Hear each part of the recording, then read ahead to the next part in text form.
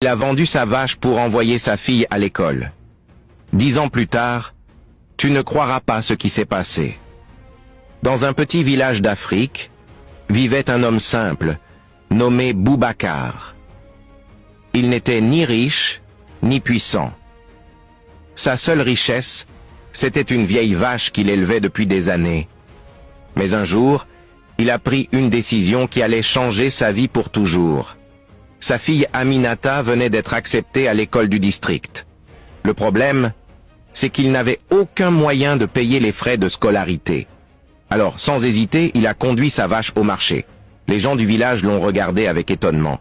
L'un d'eux a dit « Boubacar, tu es fou, tu vas vendre ta seule richesse ?» Il a simplement répondu « Cette vache m'a nourri, mais ma fille, elle, me fera vivre pour toujours. » Ce jour-là, il a vendu la vache, payé l'école de sa fille et rentré chez lui, le cœur vide mais rempli d'espoir. Les années ont passé. Boubacar a vieilli. Sa maison en terre s'est affaissée. Ses forces ont diminué. Et les gens du village avaient oublié son sacrifice. Un soir, alors qu'il tomba gravement malade, il fut conduit d'urgence à l'hôpital de la ville. Allongé sur le lit, il pleurait doucement.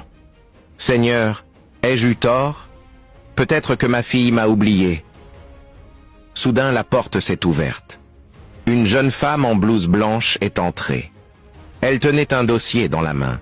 En voyant le vieil homme, elle a laissé tomber le dossier, a couru vers lui et s'est agenouillée en pleurant. « Papa, c'est moi, Aminata. » Le vieil homme n'en croyait pas ses yeux. Sa fille était devenue médecin. Elle a pris sa main tremblante et lui a dit « Tu te souviens de la vache que tu avais vendue ? Grâce à elle, j'ai étudié. Grâce à toi, j'ai sauvé des vies. Aujourd'hui, c'est à mon tour de te sauver. » Les larmes ont coulé sur les joues du vieux père. Et pour la première fois depuis longtemps, il a souri. Le véritable sacrifice n'a pas de prix. Parfois, il faut perdre ce qu'on aime, pour donner naissance à un miracle. Abonne-toi si tu as aimé cette histoire pour ne pas manquer les prochaines, car ici, on rencontre des leçons de vie